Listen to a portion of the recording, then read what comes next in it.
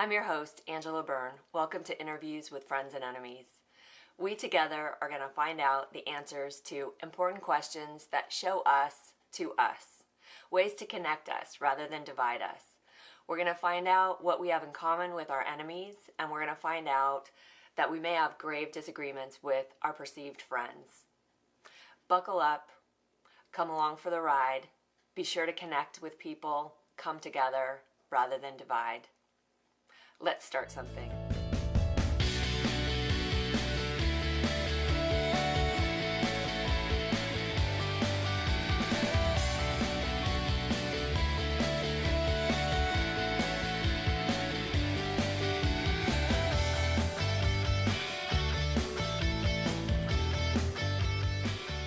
Hello, I'm Angela Bern, and you're here with Interviews with Friends and Enemies. It's not exactly what you'd think. People are complicated, and the purpose for these interviews is to connect and unite people rather than divide people. I am pleased to be here today with Jamie Goldberg in her Queen Anne studio and her delightful little sleeping poodle, Eva. Eva does not always sleep. We shall see what happens. Let's start something. Okay, the questions. Jamie, just full disclosure, Jamie has had an opportunity to hear a little bit about these questions ahead of time because they're big ones. So the first question related to your personal self, not your professional self. We know they bleed over and into one another, of course. But personally, what would you say your greatest or biggest perceived success in your personal life has been? One or two. I would say my personal success has been raising my son. Oh. It's a lot of work, you know that. And for anybody that's a parent, single parent, a dual household of parents, it's a lot of work to raise an upstanding young man. So, yeah, I would say that. I would also say in that raising my son, I raised myself. And that is equally as difficult. That's what I would say. It does seem like when they change at different ages that you are forced to adapt. You are, but, and not to interrupt you, yes, and watching them change at different ages takes you back to who you were at that age also, and you want to help them not make the same mistakes that you made, or if they do make the same mistakes that you made, make the blow a little less devastating for them, I think. Yeah. I don't know if that's such a great thing, though.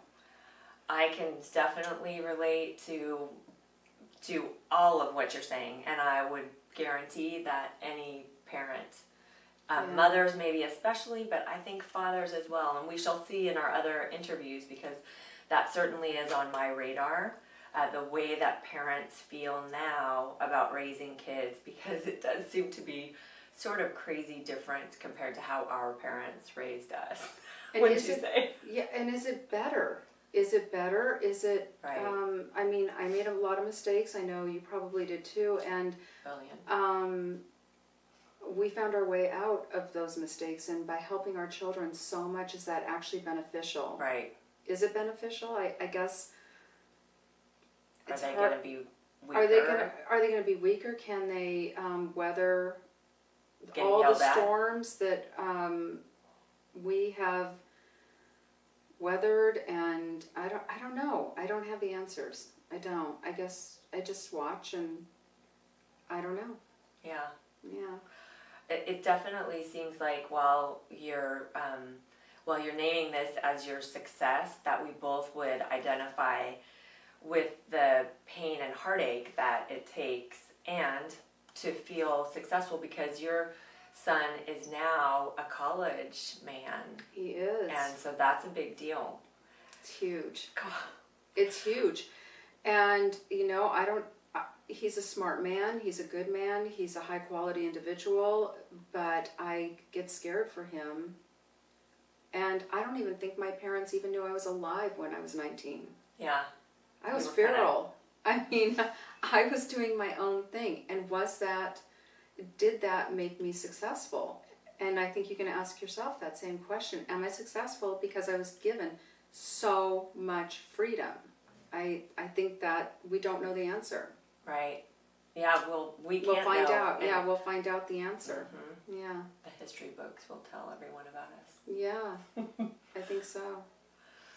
Well, that's kind of I love that answer because it really shows the way that humans are connected. And it also shows how successes are often connected so tightly and interwoven with perceived failures, right? So leading into the next question, Yeah. as a person, what do you perceive as one or a couple of your greatest failures in your life? I mean, such a good question. I guess that, when I thought about it, one of my, I don't know if it's a failure, I guess maybe not, but I just was not somebody that knew myself. I didn't have whatever, I don't even know, I didn't have the space, I guess. Yeah. Or the time and space to know myself. I wasn't given that luxury, and it is a luxury. Mm-hmm. I wasn't given that luxury at an early age, and within that, my intuition or my gut instincts were underdeveloped. Oh, And yeah, that's a good way to put that. they were highly underdeveloped, and so when I knew better, I didn't always do better. And Unlike the saying, then you're sort of going against I would go against my own intuition, which I have since honed over the last 10 years of raising my son by myself, or 12 years now of raising my son by myself. Again, going back to circle back to in raising him, I was raising myself. Right. Gave me the gift, it was a gift of time to develop and mature and to get to know myself, and I'm better at hearing those voices or those feelings or understanding those feelings. And so it's a learned skill for sure. What you remind me of this idea that when we begin to grow and know ourselves and listen to what is good and true for us, that at the beginning of that, like any journey, we might know, but we don't listen, so then we might even be more harsh on ourselves because now we know. Absolutely. Right? Do you feel like that was true for you? Were you harder on yourself during part of that evolution? I think 100%, and you want to intuitively blame somebody else for your failure at not respecting yourself by listening. But deep down, you have to be responsible. And you know what? You don't listen to yourself. If it's not a major life-changing thing, you just move on to the next thing. You know, let it it's pass. go. You gotta let it go, man. Let it go. Tomorrow's another day, and guess what? Tomorrow's another day, and you get another opportunity to listen to yourself. You know, in you saying that, I immediately come to something that I have just learned in the last, I would say, year.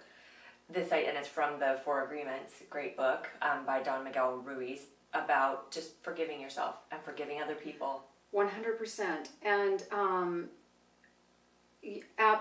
life, I don't even have really the right words to say, but if you can't forgive yourself, you just have to forgive yourself. Yeah. And you have to forgive other people. It doesn't mean you have to forget anything. And certainly if you've not listened to yourself and you've made a mistake, forgive yourself, don't forget it, and move on. Yeah, maybe learn and be from better. History. Learn and move on. The key is to trust yourself, and I think that is so, I don't know, it feels like such a hard life lesson. And I don't know if it's a lesson or a Yeah. rule or I don't know what it is, but learning to trust yourself. Yeah.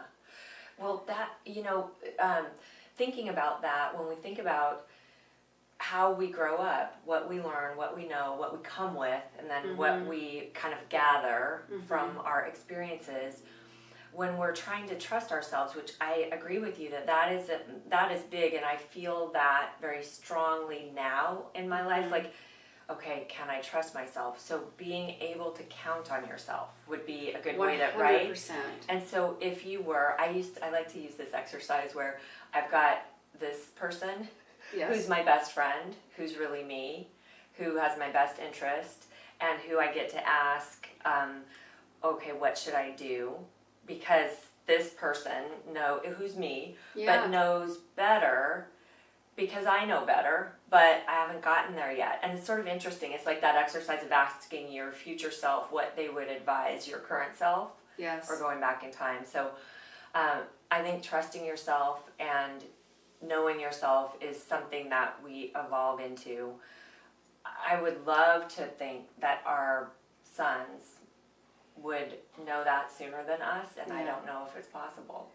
I just keep telling my son all the time, almost, I wouldn't say daily, but anytime he's conflicted about anything, you don't have to go around and ask everybody. And I think we do that anyway, just as I know I've called on you before, and you've called on me. I think sometimes I do that now as a backup to a different perspective maybe. So a backup of, I think what you're doing is in alignment with who you are, or but also as maybe another perspective.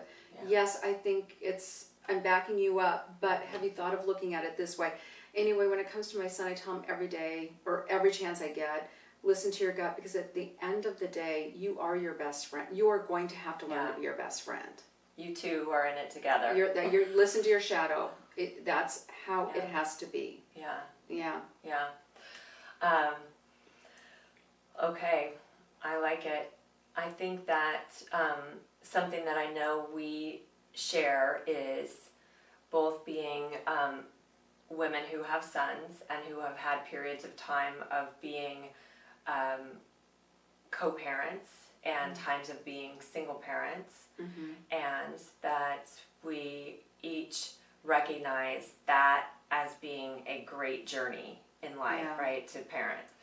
And so then both being women who are strong women and who have had careers as well, that leads me into just sort of another side of us, which isn't separate from us, but in our professional lives. And you, Jamie, have done quite a few things in your life. And one of the things that you have done is beautifully illustrated here in the room that we're in, which is create a business called Complexion Skincare, and right on Queen Anne in Seattle here. And I know that I personally have seen you as a client, and you do incredible work. This is just me letting you know that I think that, even though I've already told you. And you can read about Jamie online, but this is essentially about what Jamie feels, what you feel.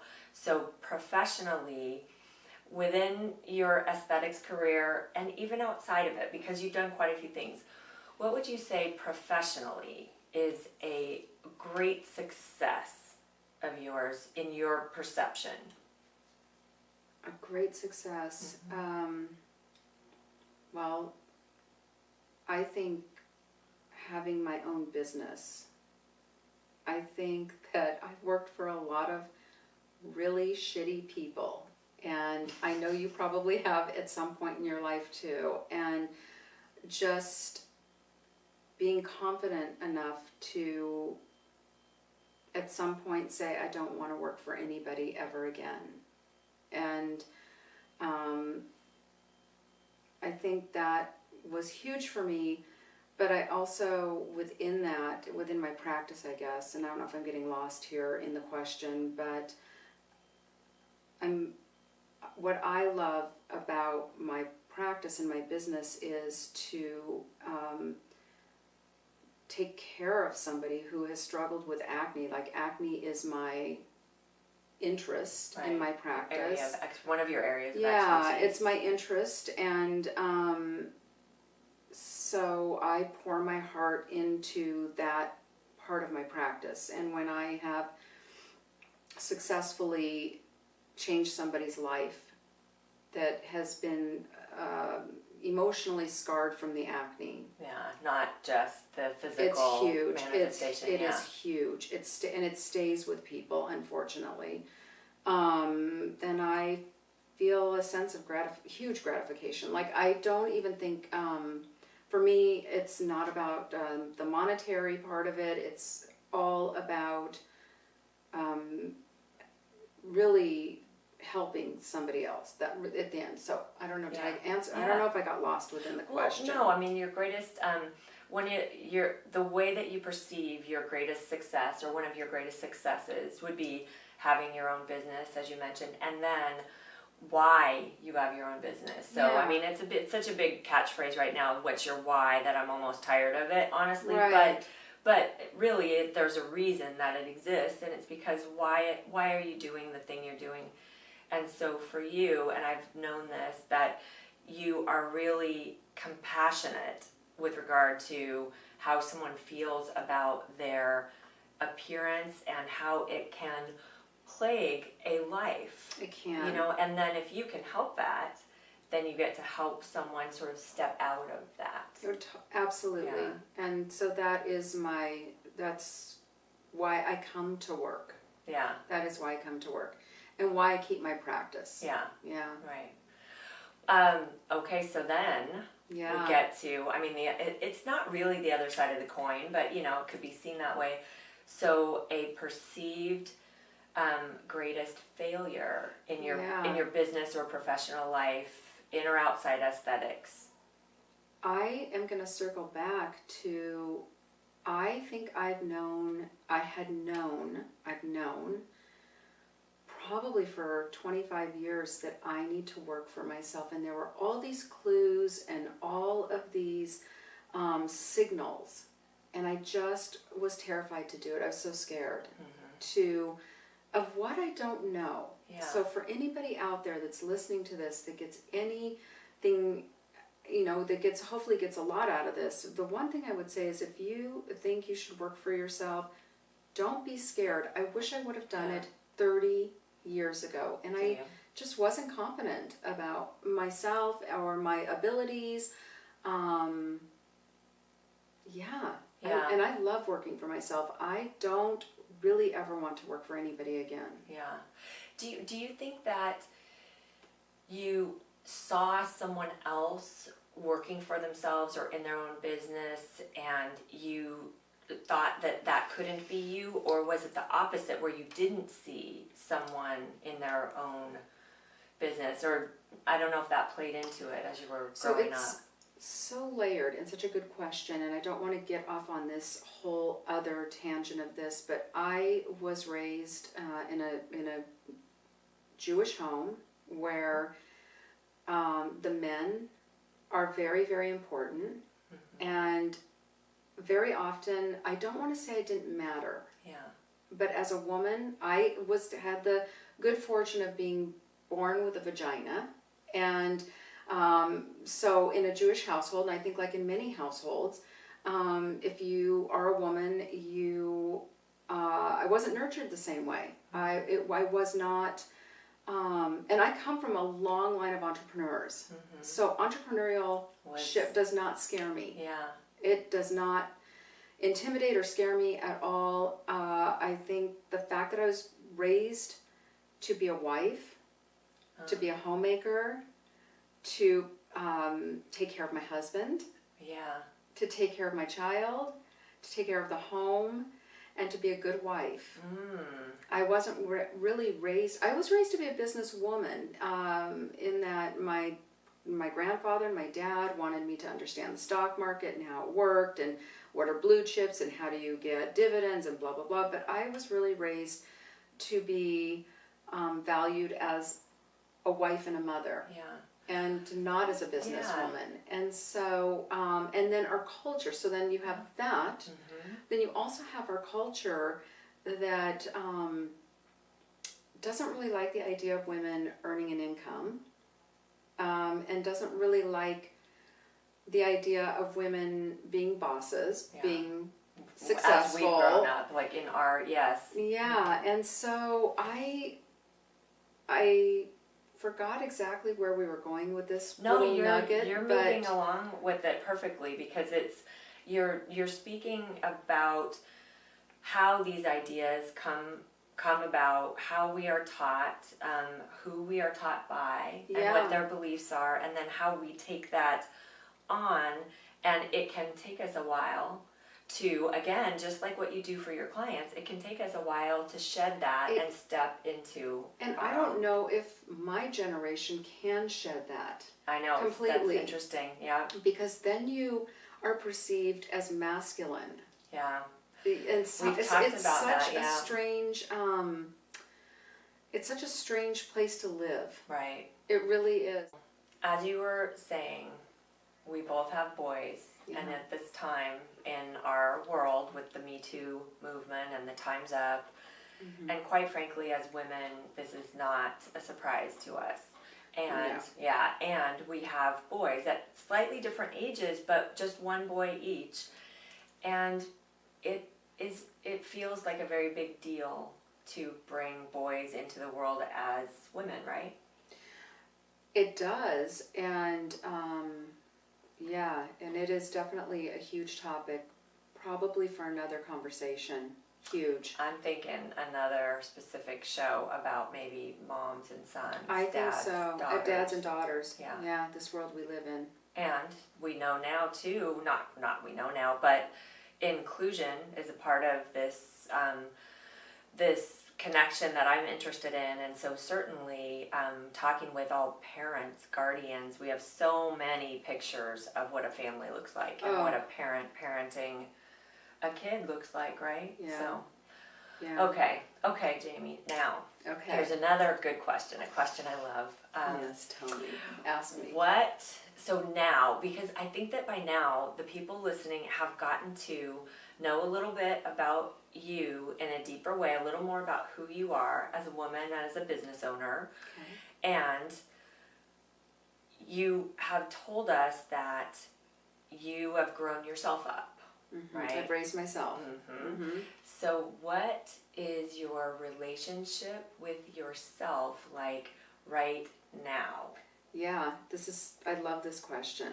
I love myself. I love myself, and I have my back. See, it kind of makes me a little. I do. Doesn't mean I don't need other people, and it doesn't mean that I'm an island. It doesn't mean any of that. See, I get like. That's okay. It's good. It's funny, and I know that you've had this experience, or you've maybe talked to somebody with this experience. Also, when people say, I'll sometimes get a young client in here, and they'll be like, well, I didn't know what it was like to love myself, but now I love myself. And I'm thinking, okay, and that's great. That's great if that's... We're hoping that's true. But that is true. That's great. Like, I don't want to diminish anything that my clients are saying, or anybody's saying, but it took me 50 some years to get to here. And some of that probably had to do with the way I was being raised or not being raised. Right. Some of that had to do with some of the choices I made and didn't make, by the way. It's all very all-encompassing, but I love myself and I respect myself and I value myself and I matter. And when you feel that way about yourself, everything in your life really falls into place.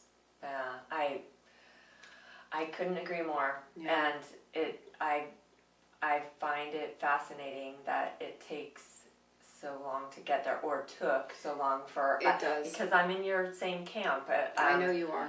Yeah, so I'm very interested to see with some of the other interviews that we'll be doing whether I can find some sort of a new frontier, a way in which 20-year-olds, 30-year-olds have found a path to loving the self faster than we did. I mean, I would love for our boys to find that, as we mentioned, but...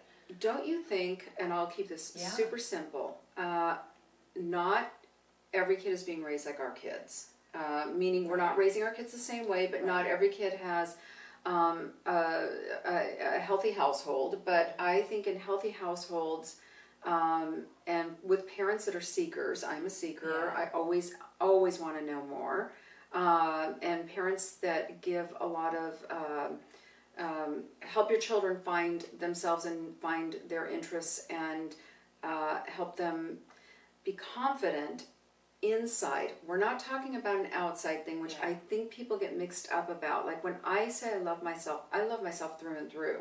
I don't even know what I look like, and so this isn't about looks or it's about loving yourself all the way through. And so my kids have gotten a lot of space to find himself and a lot of love from me. I didn't get that. Right. I had to go out there and friggin' in the wild and in Seek the it woods. out. And Where's that love? Totally, I was on the front lines of life. The front line of life. I mean, it was like hard. I see you hunkered down in your camo. Totally. I was in a foxhole by myself.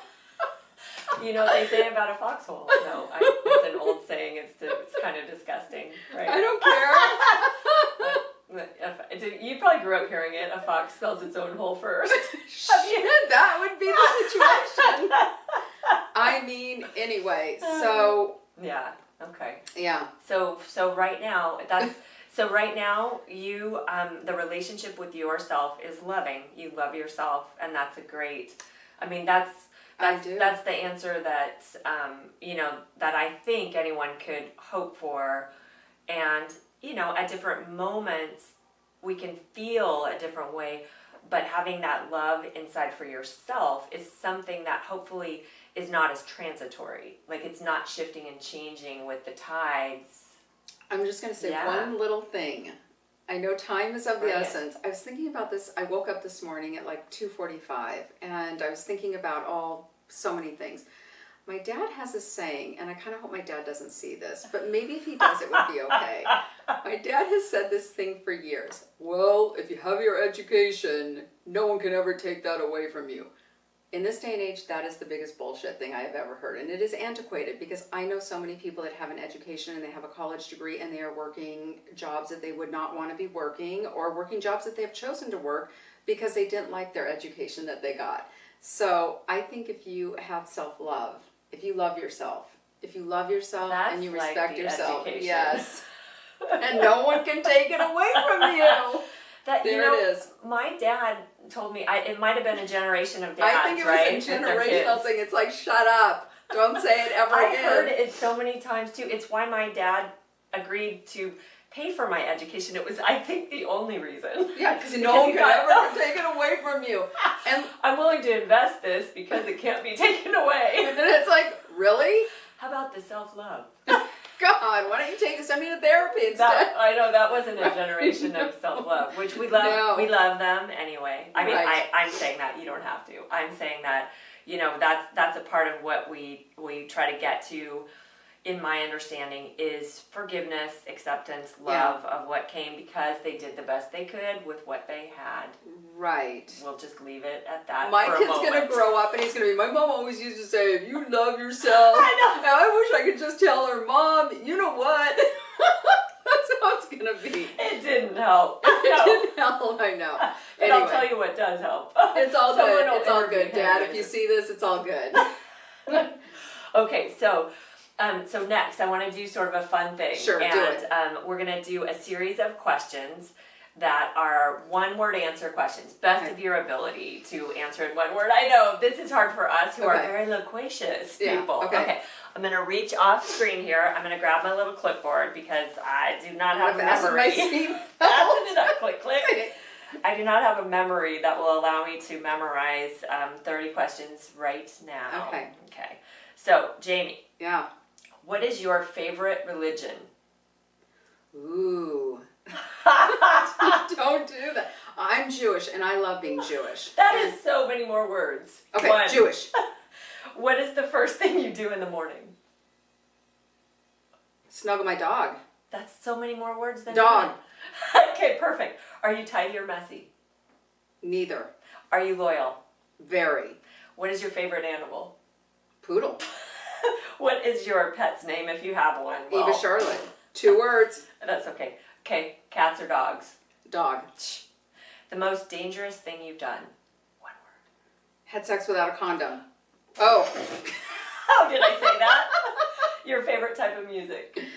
Classic rock. Ooh. Favorite food? Or meal? Chocolate. Okay, good. What color is sadness? Oh, Lord. Gray, probably. What color is joy? White. Favorite sport? None. Perfect. I don't know why I'm talking. The first car you had? A friggin' Pinto.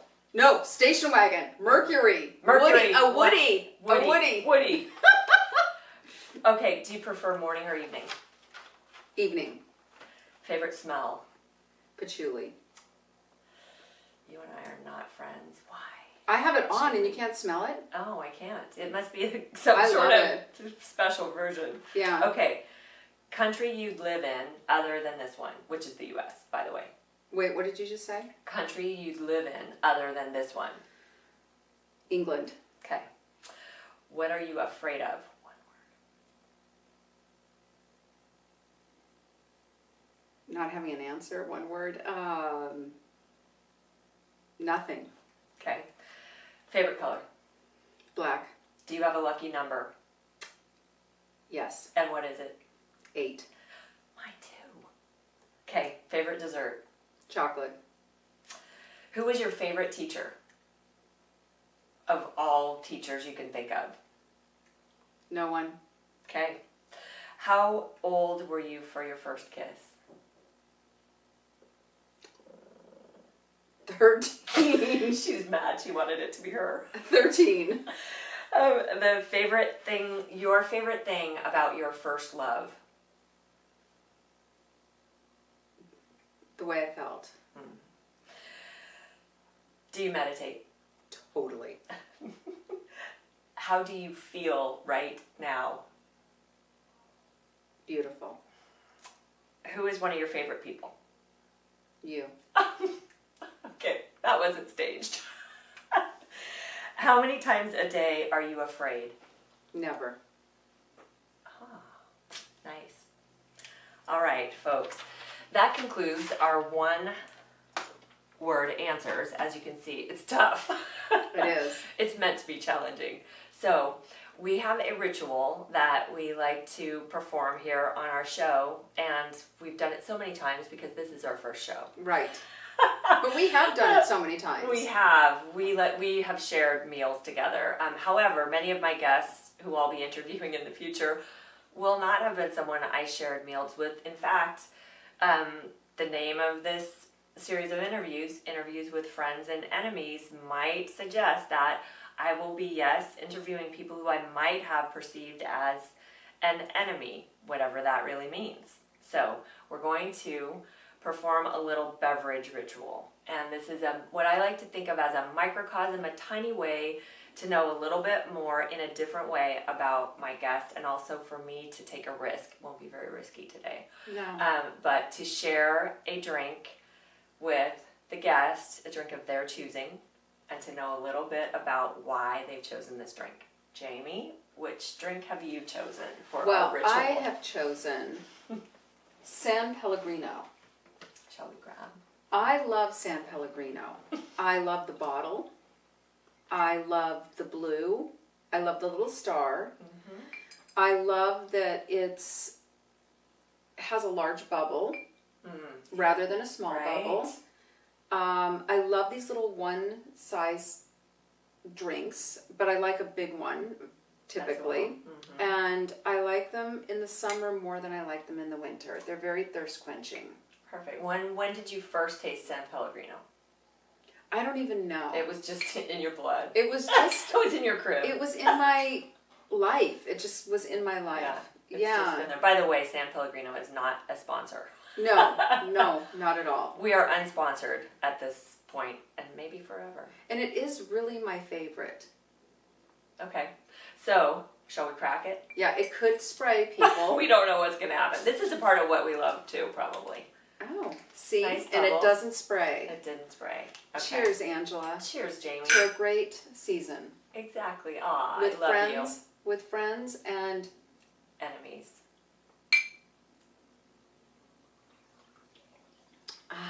And the bubble gets up on the top of your lip if you like. So you have to think about that, folks. Okay, I'm going to have one more sip and I then am we'll too. conclude with our last two questions. okay. Mm. Forgot that there were last two It's questions. very refreshing. You're not a So, Pellegrino drinker, are you? I like it. So, Jamie, Yes. is there anything that you would like to promote? Now, when I say that, I mean you could promote your business, you could promote a cause, you could promote an idea. Is there anything you'd like to promote? I am going to very quickly promote that I do see a small number, and I say that because I work for myself, a small number of individuals with severe acne, young and old alike, it doesn't matter, that are not in a position to pay for medical insurance or maybe have medical insurance but can't get to a doctor. Okay. Boom. Okay? And so you would like for them to know that they can come to you and you have a sliding scale. Very sliding Right, scale. very Yep. slide. It slides Yep. way down. It slides way down. Okay, Mhm. so, and your website is Complexion. Seattle.com. So Complexion with an X. ComplexionSeattle.com. Yeah. So if you have acne, you have a need, and you want someone expert to take care of you, Complexion.com. Seattle.com. All right, perfect. And now, Jamie, Yes. is there anything you need? And if so, how would you like to receive it? Is there anything I need and how would I like to receive it? No, really there isn't. I feel like my life is exactly the way it's supposed to be, and whatever is going to come into my life will do it. It will come naturally. Okay, Cool. perfect. All right, folks, that's a wrap. Number 1. Thank you, Angela. What do you think? I like it. What do you think, Poodle? You were a good girl. You were a good girl. Are we still filming?